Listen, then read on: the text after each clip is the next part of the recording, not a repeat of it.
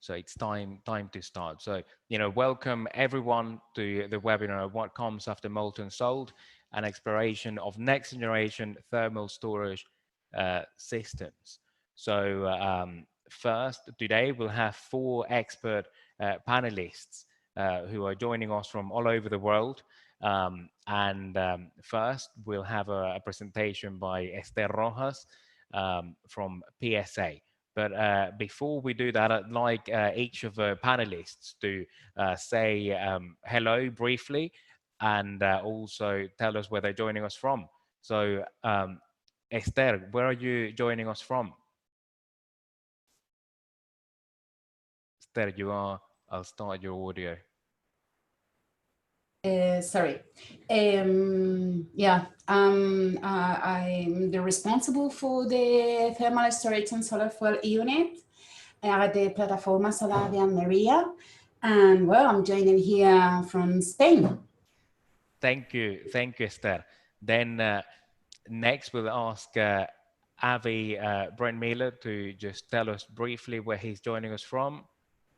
Avi, where are you joining us from?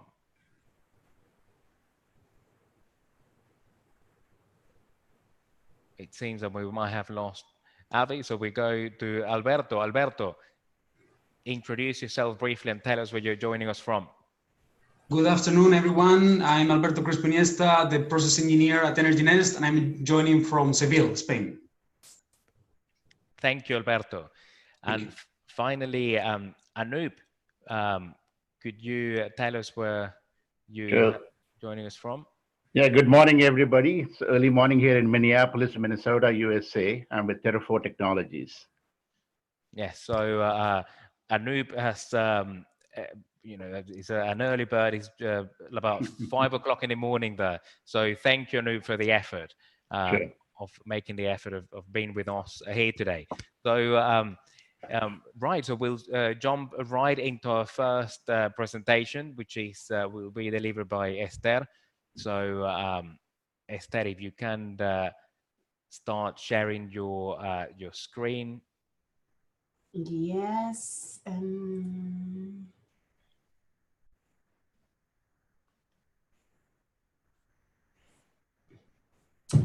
Okay. Since we are going to discuss today about alternatives to molten salt, I thought it was a good idea to start introducing the issue, looking at the strengths and weaknesses of molten salts. If we know these two things, this balance between strengths and weaknesses, maybe it's easier to understand to choose between the different options my webinar colleagues are going to show afterwards to this molten salt. So this is my purpose. But the mainly reasons why molten salt has been used in solar thermal energy power plants is because it has, as most of us know, nice energy density, which means around 300,000 kilojoules per square meter, per cubic meter. When temperature step of 100 degrees we have. Also, we do not need any pressurized tank. And also, and what I think is quite important, we had previous experiences on using this molten salt as a storage media in several test facilities, lower scale. Some of them working with the same heat transfer fluid, but also with others working with other heat transfer fluid as steam. So this is something that more or less all people know, but I think I would like to stress 2 other issues that I think are quite important. That is, one of those is that the stored energy is quite effectively transferred to the heat transfer fluid and by the way, to the power block if we are producing electricity. If we have a look at the, let's say, commercial configuration of a parabolic trough loop with oil, and in parallel, a 2-tank configuration system with molten salt and a power block that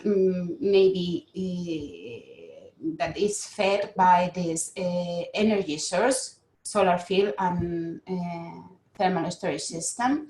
What we do, if we are looking at when the discharge happens, is that really always we obtain in the power block, we always obtain a temperature feeding the power block and a mass flow conditions quite similar with the solar field output.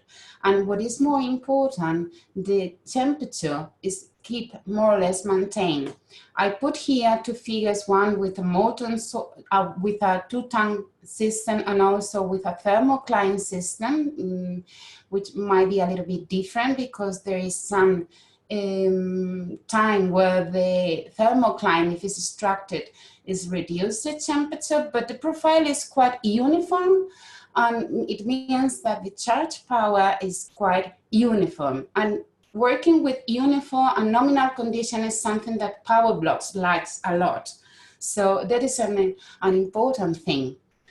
The other issue that I would like to highlight is that if we look at, let's say, this heat exchanger, in charge, what we are going to have is that the power block is fed by a temperature, which is this one, and the energy transfer to the thermal energy system decreases the temperature of this heat transfer fluid, increasing the temperature of the storage.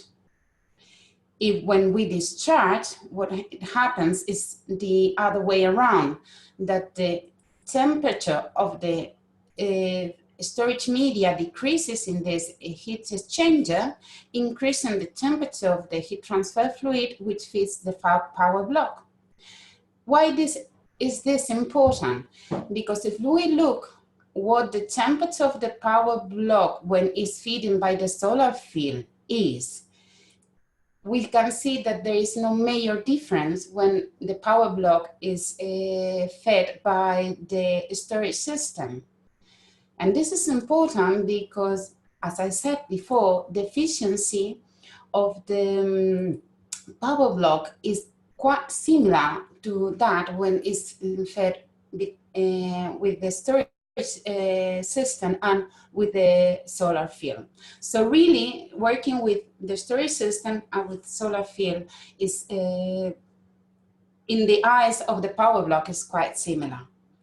And that is one of the advantages that it has. I think one of the most important advantages that the molten salt has, and it's because it's the liquid and the heat transfer is quite easy. Because if we do not have that, even when there are other materials with higher energy density, the whole behavior of the system is not going to be so good. Let me explain you very briefly an example using another storage material with a higher density. Let's assume a latent phase change material with sodium nitrate with just a single component. So just we have only one material that change phase with this energy density that is a little bit higher than the other. If we won't need any pressurized tanks, we can assume that the energy is efficiency transfer, which means that we will have to do something for making this latent storage media transporting the energy in an efficient way by fins, there are several approaches to that. If we look at what I have mentioned before, what we will see is the same, the heat transfer fluids When feeding the power block in this heat exchanger will decrease its temperature, but the storage media, and I put it because it's a quite a simplification of a latent storage media, latent storage system, will start increasing its temperature, change phase, and then superheat it somehow. It means that when the storage system is discharged, the heat transfer fluid has to have a lower temperature, always with a pinch point between these different curves, which means that the temperature which the power block sees from this storage system is quite far when the power block is fed by the solar field. So the efficiency of the power blocks is much lower than when is directly fed by the solar field. There is a penalization in the power block, which really makes that to have a single latent storage media connected to our oil parabolic trough collector loop is not the best option. Of course, latent storage systems are quite good for another type of STE technologies, so like direct stream generation are, because there in the solar field, the behavior of the heat transfer fluid, in this case water, steam, and so on, water, behaves quite similar to what happens in the storage media. So really, in this case, we have the same efficiency working with the storage system or with the solar field, and there the winner will be the latent storage. This is a quite simplified version of what a latent storage system would be, but I think it was a clear example of what I'm trying to say. These are the main strengths. The main weaknesses is that, as I tell just now, is that really molten salt are not the best option for all the new technologies that are on the room for improving the LOC and the cost of the concentrated solar power. We have a limited value in the temperature of this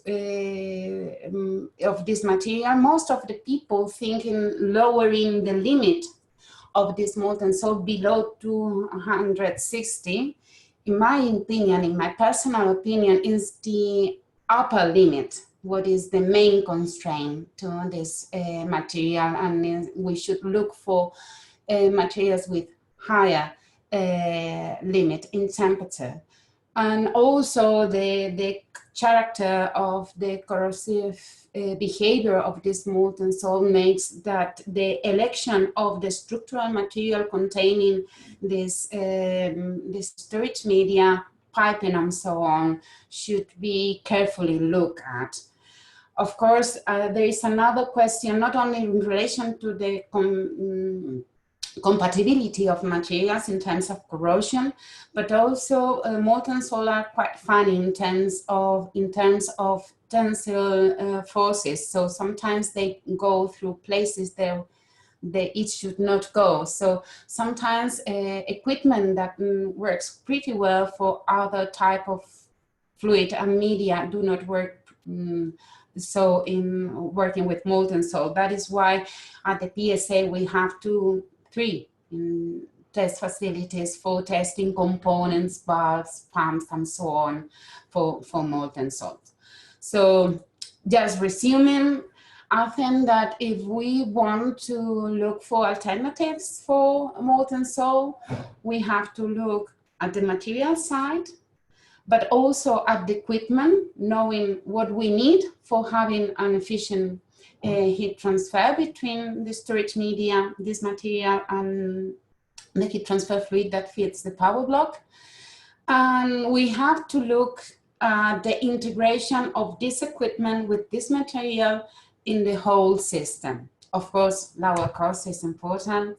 So I think that these 3 main characteristics can be resumed that if we look for alternatives, we should follow an holistic approach for the storage system. Sorry. Thank you. That's it. Thank you, Esther, for this insightful presentation. As I said at the beginning, there are people asking questions, so you can see those questions in the Q&A box. And attendees who haven't actually asked the questions, please, if any come up, do pose them on the Q&A box at the bottom of your toolbar. So now, next we will have Avi Brain-Miller, CEO of Brain-Miller Energy, presenting. So, Avi, over to you. Hey, do you see my screen? I can see your screen perfectly and your presentation. Okay, great. I'm in the solar field or solar business since the late 80s. I was working for Luz. I was the CEO of Solel, a company which dealt with solar thermal, mainly with parabolic trough. And in 2012, we have established our own company with the aim of developing a new storage technology. We felt it was a must for the CSP and as well as other technologies to evolve. So we have a team which works with me for many years since the late 80s. We did projects in the US and in Spain of 1 billion. And we are developing since 2012 this storage technology. The main asset of this technology is an integrated unit which is accepting the heat coming from any source, and I will elaborate later on. It does the heat exchange and it does generate the steam. So we don't have to worry about the compatibility because the unit by itself is doing all the jobs and the steam from our system is moving directly to the steam turbine in a constant temperature and pressure. Okay, I think this is a must, and it was already mentioned by you, Esther. The material we're using is a crushed rock. We can do unlimited amount of cycles. The storage media is a natural resource. It has nothing to do with chemistry. It's all about physics. We are just heating rocks and then extracting the heat from those rocks. When we integrate all those units together, we have reduced equipment costs, and integration for a solar project is much easier. And as I said before, our output is stabilized and is dispatchable, and we can generate steam as far as high as 550 degrees. We have no limitation. We can heat our storage to 700-800 degrees. We don't have this limitation of molten salt. So basically, how do we work? We charge our storage with multiple kind of heat. We can take heating elements and charge our storage from energy coming from photovoltaics, from the excess electricity at night, from wind power at night. We can heat it from gases coming from steam, a gas turbine, from an engine, gas engine, for many waste heat, and of course from CSP. The big advantage of having higher temperature is that you can really charge your system and don't have this limitation. Having the mass to, as you mentioned, we don't have to work on small delta T's. We don't have to go below 10. We can afford having 50 and 100 degrees delta T because we are not charging phase change materials and we don't have this limitation. Again, what is important, we are having our steam as the constant temperature and pressure. And when we are out of this band of pressure and temperature, we call the storage empty. The output could be steam for power generation at 100 bars or even more, and 500 up to 550 with complex materials, even high temperatures. Industrial steam, hot water, or cold water through absorption chillers or other technologies. So basically, if we remember that we are having our needs at home, at work, at commercial and industrial uses, 80% of our consumption is heating and cooling. I believe that such a solution together with batteries can give the full answer to about 24 hours delivery of renewable or hybrid energy. So again, we are hybrid. I believe that in certain locations of the world, we can go of 80% on an annual basis of renewables, but we still need 20% of energy to come in when the sun is not shining or the wind is not blowing. And our system, installed kilowatt or megawatt, will always deliver the power, whether the source is renewable, excess electricity, excess heat, or just fossil fuels. It's modular. We are moving from a few hundred kilowatt hours units to a few hundred megawatt hours units. It's a modular. We're producing our modules in a manufacturing facility, and we install the unit at site with minimum time. Our lifetime is large. We say 30 years. Actually, I believe those units will work forever. And performance is high. Thermal losses are 3 to 5% on a daily basis. So it's a daily storage, but still the losses are low. It's clean. We don't have batteries to dispose or other materials. We don't have to replace. We are not suffering from freezing, so we don't have to keep our system hot at winter months. The numbers make sense. Depends how you calculate always, but the thermal storage is cheaper than molten salt, and I believe have a higher capacity to deliver.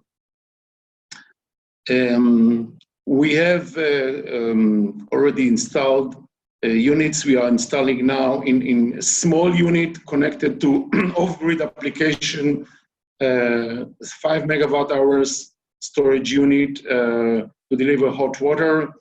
We are producing now a system which will comprise of a micro turbine and our unit to deliver the full energy supply to a US college near New York. It's a 200 kW electrical system with the 1 megawatt, up to 10 megawatt hours of storage. And we are building now in the south of Israel our first commercial project, which will be grid connected before year end. It has 90 megawatt, close to 100 megawatt hours of storage. A steam turbine only as small as 1.5 megawatt. The solar field will be parabolic trough, and but we will deliver 5,000 hours of production on a yearly basis. And as a result, you can see that, to summarize, we can get any energy source, and we can get all the outputs that are needed. We can do a distributed generation. We can do large power plants. We have a couple of large power plants.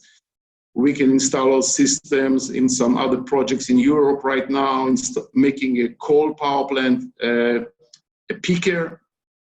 So this is a very versatile storage system that is now going commercial. Thank you.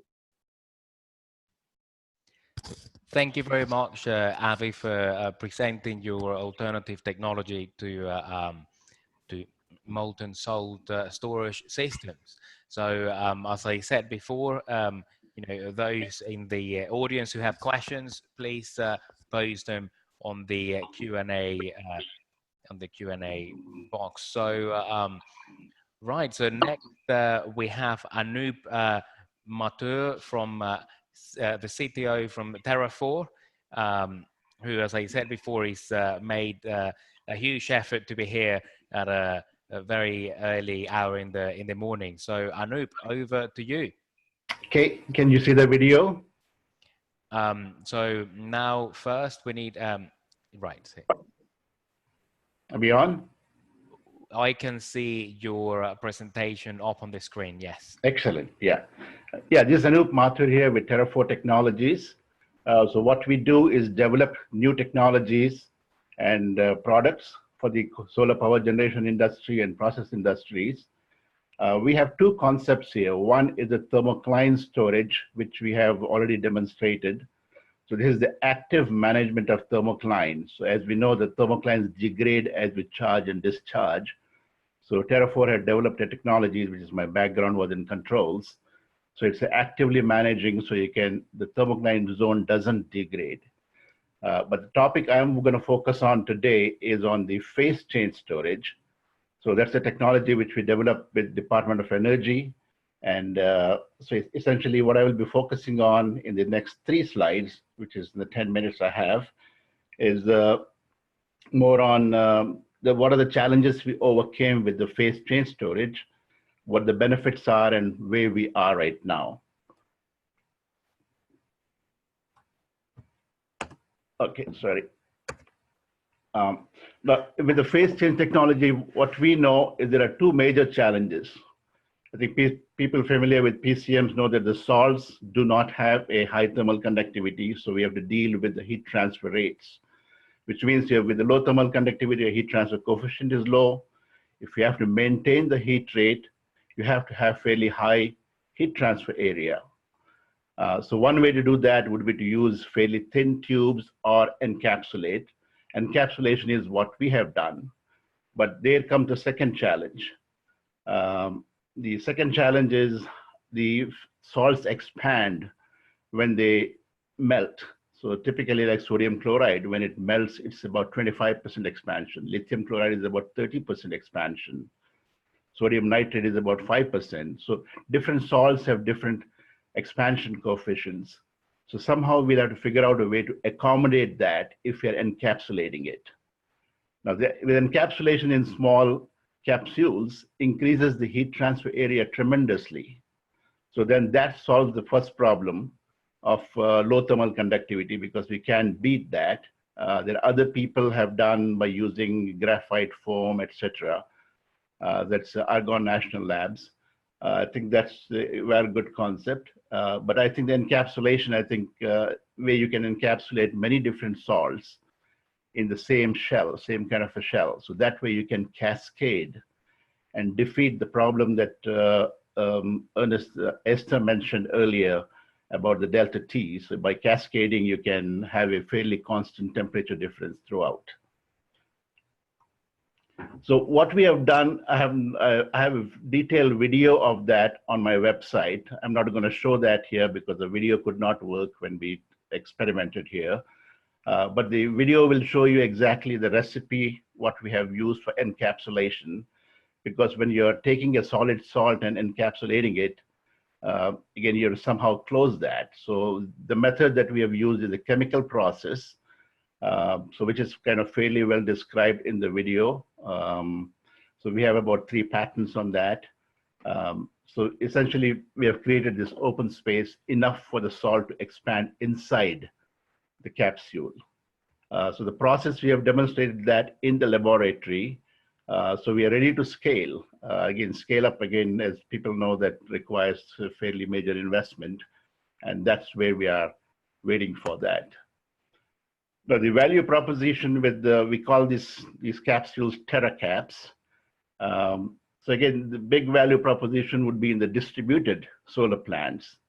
With what you see on the right side of your screen, the dish collectors. I mean, we have an MOU with one customer in Europe, where we are trying to develop a thermal storage system which is integrated with their dish. So that's probably the only available solution for the dish, and that's one of the big drawbacks of dish as opposed to the other CSP systems, is whenever the sun is there, the dish can generate power, but when it's not there, then you need a way to store energy.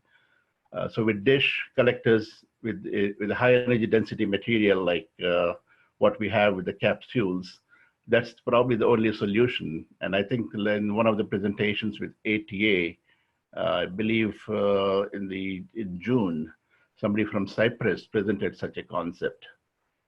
The second one is what we have demonstrated, what we have worked with Solar Reserve and a couple of the companies, is the utility scale solar thermal power plant.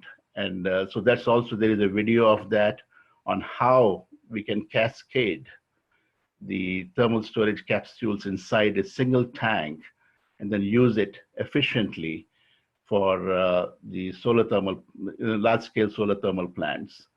Again, with thermal storage, cost is the main thing. It's not how you do it, what you do it, whether it's PCM or rock or cement, cost is the main thing. So it's a question of, can you efficiently do that? And several ways of doing it, like what Avi presented using rocks and what Ernesto will be talking about cement. And then here, the high energy density of salts. If you can effectively use about 95 to 98% of the heat of fusion in salts, the cost can be low. And that's where we are focusing on. And plus it has multiple applications. We have shown that we can, actually we have encapsulated sodium chloride, which melts at 801 degrees C. And that will be great for like long duration storage, which is kind of the next topic which US is focusing on. Where we are right now is, I mean, we had a fairly large investment from Department of Energy to develop the concept. So we have completed the life cycle tests in the laboratory. I mean, we have shown that these capsules can last about 5,000 thermal cycles. No, we couldn't get to the 10,000 cycles because of the time limitation. So that's where we are right now. I think just this year, DOE again funded us, not funded us, but funded the Argonne National Labs and NREL, which is the National Renewable Energy Labs, $870,000 to evaluate our capsules. Again, for one of the questions was, can these things withstand the thermal cycles which we had demonstrated? So this is kind of what a third party will be doing the same thing to see if it can withstand very high temperatures. So we had sent them some capsules made with sodium chloride, and they're testing that right now. So again, as I said, we have perfected the capsule manufacturing process. Again, in terms of cost standpoint, it's about 6 to 10 times cheaper than battery, and it's about half the cost of a 2-tank molten salt system. So it has all the benefits in terms of what everybody else has talked about too. Again, this can be used with fairly high temperatures. Again, main thing is it's ready to scale up and market. And so we have been fairly active in presenting these to the investors. So hopefully something will click and this will become commercial pretty soon. So we do have some MOUs with potential customers, and then they're saying, show us that it can work on a pilot scale. So we do have a fairly competent experience in management team and a commercialization team. So they are fairly actively working in the industry. And throughout we have worked with several companies here, with Pratt & Whitney, Sky Fuels, Southwest Research Institute is where we develop most of our technology because they got all the equipment. So these are all our different team partners. So that's what Terrafor does, and I'll be happy to answer questions later. I hope I met the time goal for you. Thank you very much, Anup. Yeah, the time is working. The presentation is very worthwhile and on time and everything. So hopefully we'll get you'll be able to answer a few of the questions that are coming up on the Q&A box. And then, without any further ado, let's get Alberto Crespo to present about Energy Nest.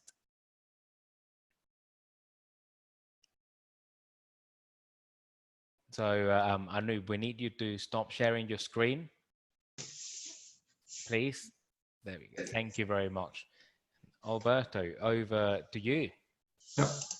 Thank you. Good afternoon, everyone. I'll be presenting you today our thermal battery concept.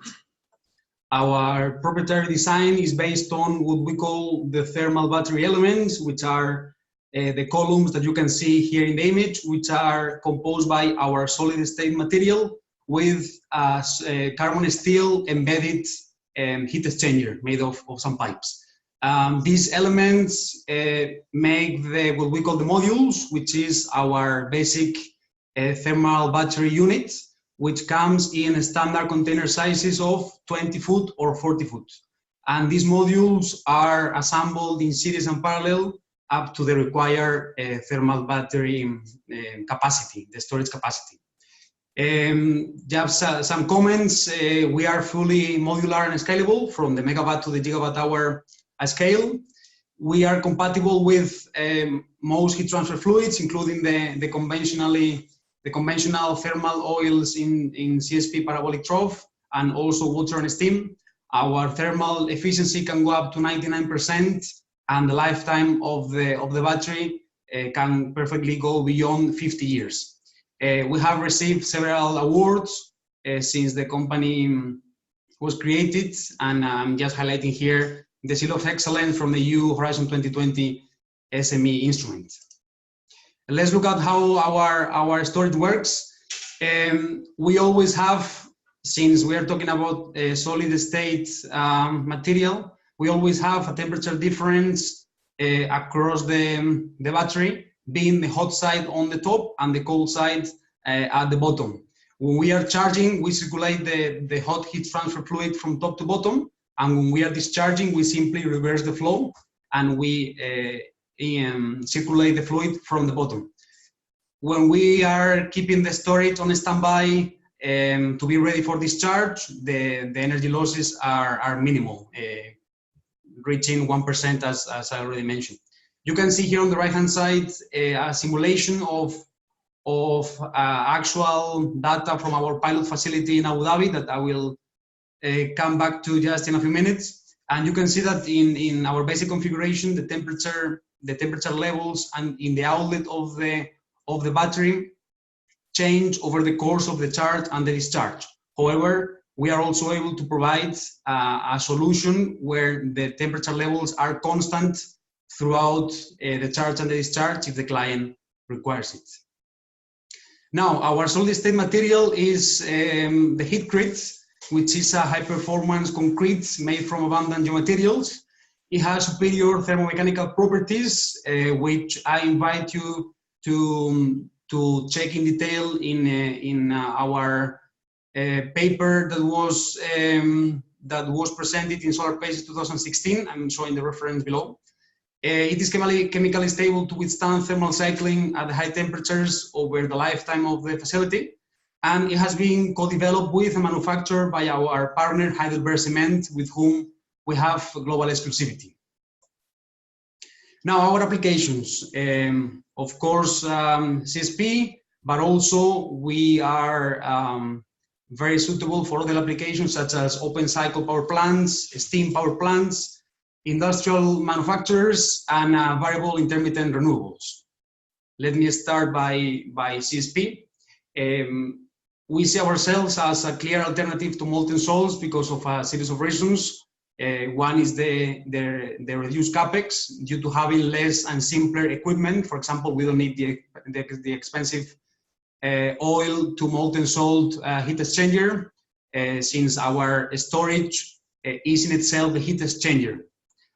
We also have, and of course we only use the same oil as in the solar fields, parabolic trough, to transfer the heat. We also have reduced OPEX due to simpler technology, simpler operational maintenance, and cheaper spare parts, which are basically the same ones are CSP parabolic trough plants without the storage.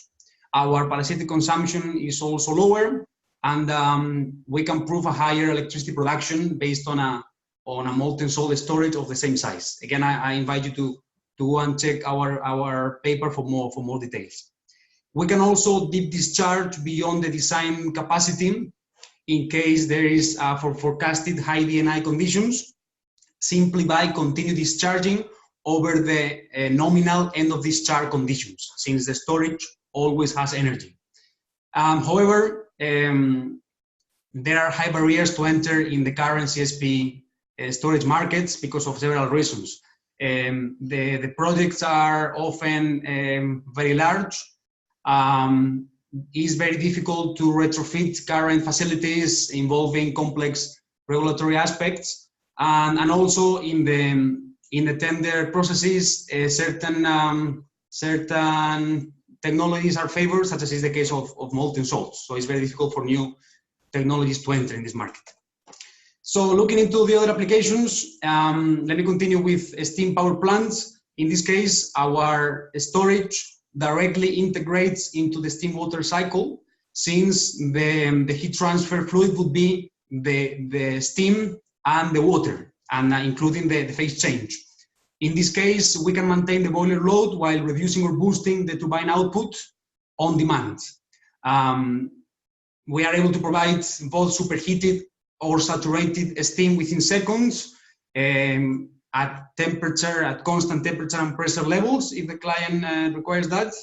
And we can meet the ancillary services requirements even for primary response due to our fast response. The client can also participate, of course, in electricity price arbitrage strategies, increase their peak load and reduce their minimum load, as well as facilitate faster shutdowns and startups with lower energy losses. Looking into the open cycle gas turbines and reciprocating engines, by recovering the otherwise wasted heat at high temperatures, we can feed a turbine generator, either steam or an organic Rankine cycle, and increase the electricity output of the facility by up to 45%. In this case, we produce an additional electricity output, avoiding additional CO2 emissions. And again, we can participate in ancillary services, electricity price arbitrage, and we facilitate and increase the peak load of the power plant. In the case of energy intensive industries, again, by recovering otherwise wasted heat, we can provide where the most value is needed for the client on demand. And to give you some examples, that could be preheating inside the facility, steam production, and electricity generation. And of course, also the provision of district heating or even cooling. Yeah. Regarding the last application, the integration of variable intermittent renewables, that would be by means of electric to power application, or electricity to electricity application, by using the electricity directly from wind or from PV. Now we have tested our technology at our pilot facility at Masdar Institute Solar Platform in Abu Dhabi, in which we had an electrical heater of 100 kilowatt thermal, and we used the conventionally used double therm A HTF, emulating solar conditions. And on the heatsink side, we have a cooler also to emulate the return temperatures from a steam generator. The storage capacity is 1 megawatt hour thermal, made of 4 modules, and we have completed 280 charge and discharge cycles over the course of 6,000 operation hours. We can prove that we not only have repeatable performance over the course of the operation, but also that we exceed the design capacity of 250 kilowatt hour thermal per module, and all of this validated by a third party. We have an in-house simulation tool through which we have also validated the results from the pilot. And after these 6,000 hours, we partially decommissioned the facility to inspect the elements and verify that there is no degradation of the material. So I'm showing here three images of cross sections of elements in different parts of the installation. some exposed to higher temperature levels and some to lower. And we can, after a close inspection, we do not observe any cracks or separation between the steel tubes and the storage material. Finally, we have also verified the long-term thermal and mechanical properties by analyzing the properties of core samples from the pilot after the operation in comparison to laboratory samples, all of it externally tested in SP Sweden. So we can say that the thermal cycling has not impacted the material integrity of the material. Thank you very much, and if you have any questions, I'll be happy to answer. Thank you, Alberto, for sharing your insights with us. Well, we have 4 great presentations here, and we also have quite a few questions, on the Q&A box. So I will read some of them out loud. I would say let's start with this question, which I think it's of interest to everyone. So and it goes to all of the people who are putting forward technologies to actually store energy here. So it says, can you please talk about what is needed for your technology to be bankable? So if I can rephrase that, I would say, what would it take for banks and investors to actually go for your technology over, say, molten salt, which is the most established technology? So over to you. Let's start. Who wants to start on this, answering this? No volunteers? Yeah. I can. Okay.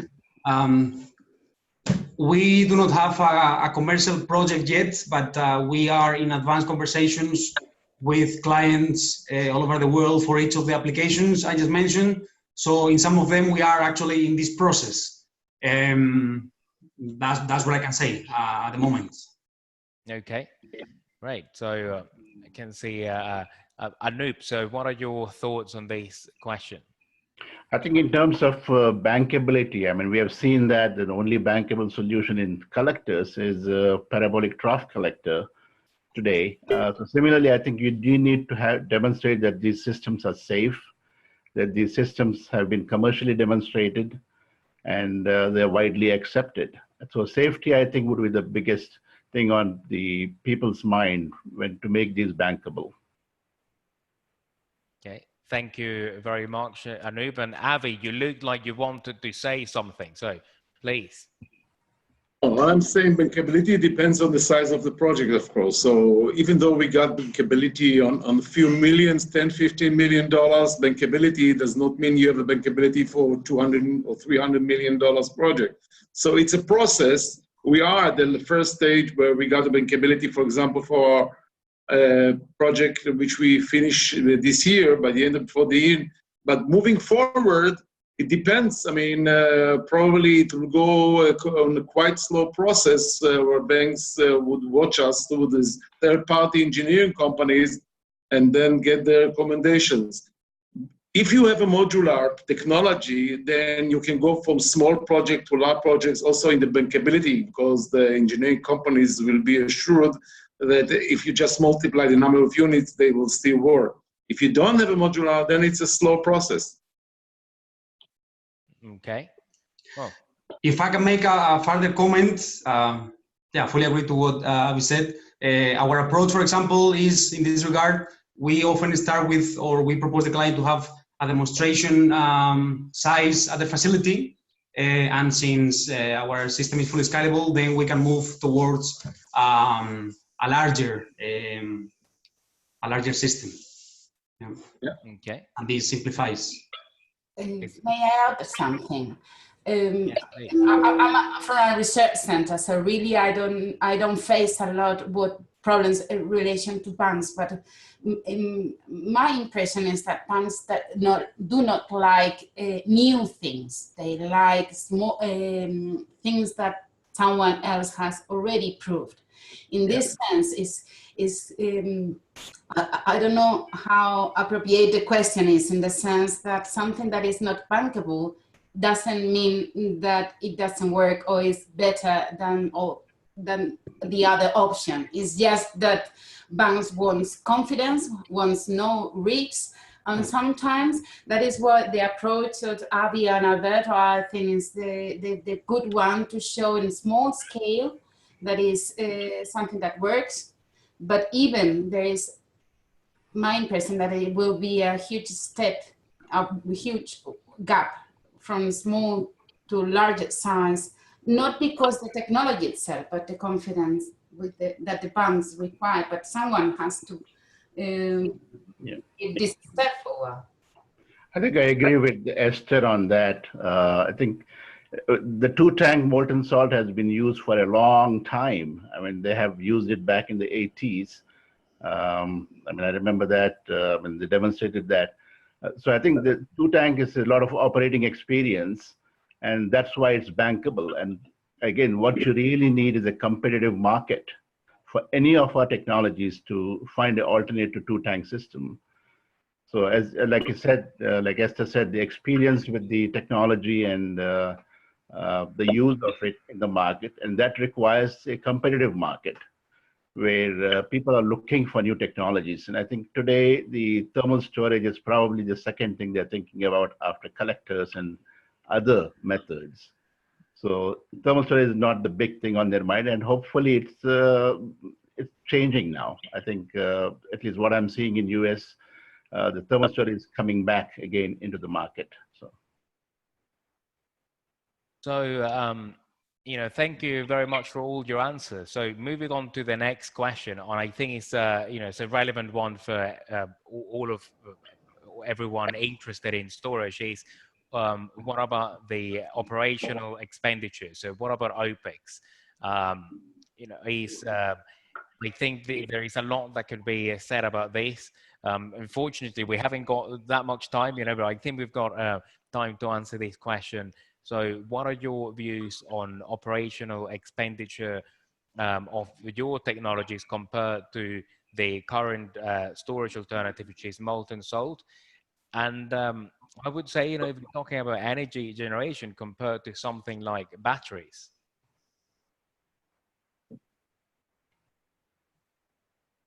So who would like?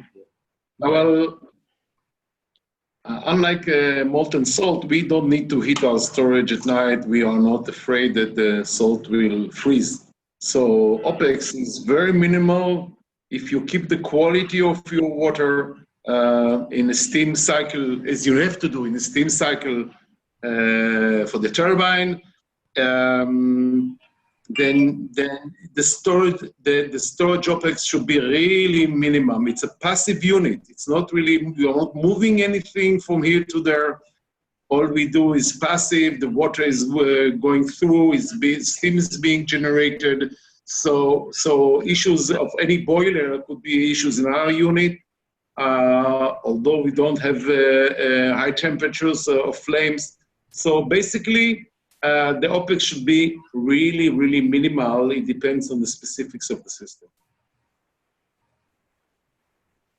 Thank you, Abby. So who else would like to put the... I can make a comment regarding our system. We are below 2% of OPEX, 2% of the CAPEX per year. We don't have moving parts. So basically our system is basically composed of our heatcrete, the special concrete and pipes. So the OPEX is very much related in our case to the balance of plant, which is the rest of the equipment for the interconnection. Yeah. And if you allow me, maybe perhaps to, since I'm already speaking, some people ask me about the megawatt hours, the CAPEX of our system, which I didn't mention in the presentation. We can be as low as $25 US per kilowatt hour thermal. Okay, just to add that when I said in my answers we are around 30,000, it includes the steam generator. So the storage is including the steam generator. Yeah. Okay, this is the difference between our systems. Otherwise, the systems are quite similar, but well, in this in our case, I have to add that we are able also to provide steam directly from the battery. So it will be included as well because our system can act as the steam generator itself as well. Thank you very much, Alberto. Avi, Anoop, you also look like you want to add something. Am I right? Yeah, I think your question was in terms of compared to the battery, the electrical battery, right? So I think with electric battery right now, I mean, battery is pretty easy to use. It's low maintenance. Its technology is there, but the cost is the big thing. So I think with thermal storage at high temperature, so if you can go to very high temperatures like 800 degrees C, that's where I think any of these technologies, what we presented today, would be compete against battery, because 2-tank molten salt won't cut it. So you have to get to about 800 C to get the high exergy, the high energy efficiency, conversion efficiencies. So which is where I think the focus is right now in looking at new turbines like supercritical CO2, etc. So if once those things develop, then I think any of the technologies that we presented today will become competitive with battery. So that's my answer to that. That's interesting. My understanding was that, you know, not being an expert in the subject, but my understanding was that storing heat is more economically feasible than storing energy in batteries. At least for large scale generations, for 4 hours or more of, is that the case, or have I got something wrong? Yeah, it is the case. I mean, like what I said in my last slide, about 6 to 10 times cheaper. So I think any day, even with the most advanced battery, which is the goal right now is about $150 per kilowatt hour, I think that the energy storage can beat that in terms of cost. Okay. What is lacking is the power generator. So once the supercritical CO2s become available and commercial, then the thermal storage system that we presented today, like phase change, etc., will become cost competitive because your 2-tank systems will not cut it. Right, I understand. Okay, well, thank you very much. I'm afraid that we're kind of like pretty much run out of time. So I think yes, we'll have to. There are quite a few questions here on the list, but we'll have to leave them for later if you want to. If the speakers want to answer them like personally to the person who asked the question, I'll facilitate that contact. But otherwise, I'd like to thank all of you for all of the participants and all of the speakers for being here with us today. Thank you very much. It's been, I think we have learned quite a lot about all of the alternatives that there are to molten salt storage, and hopefully we'll see some of these technologies coming on stream onto the commercial world and in large scale quite soon. So thank you very much, and hope to see you again soon in our next webinar. Okay, bye-bye. Thank you. Bye. Bye-bye. Bye. Thank you.